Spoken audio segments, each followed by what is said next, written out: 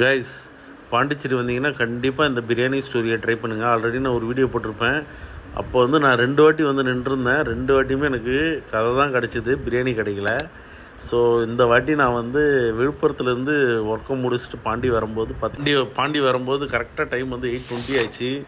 இங்கே நிற்கிற லைனை வச்சு கான்டடாக இந்த பிரியாணி நான் வாங்கியே ஆகணுன்றதுக்காக லைனில் நின்னேன். அப்போ வந்து இன்றைக்கி வந்து நம்ம பாண்டியில் வந்து செம்ம கிளைமேட்டு, காற்றும் வந்து அடித்து தூக்கலாக இருந்தது. அவங்க பாருங்கள், பிரியாணி போட அந்த அரோமா ஸ்மெல் லைனில் நிற்கிறவங்களெலாம் தூக்கலாக, அந்த ஸ்மெல்லுக்காகவே யாருமே லைனை விட்டு போகல.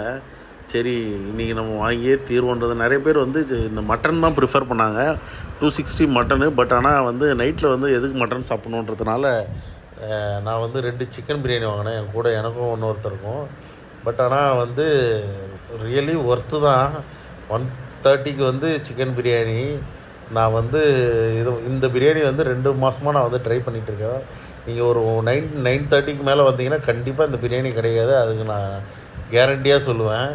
நான் 8:20க்கு வந்ததுனால தான் இந்த பிரியாணி கிடச்சிது. சரி, எங்களுக்கு 2 பிரியாணி கிடச்சிது. வாங்கிட்டு நேராக ரூமுக்கு போயிட்டு பிரியாணி அப்படி ஓப்பன் பண்ணோடனே அந்த பிரியாணியோட ஸ்மெல்லு எங்களை எங்கேயோ தூக்கிட்டு போச்சு. வேறு லெவலில் இருந்தது அந்த ஸ்மெல்லுக்காக தான் அந்த கடையை கண்டுபிடிச்சேன்.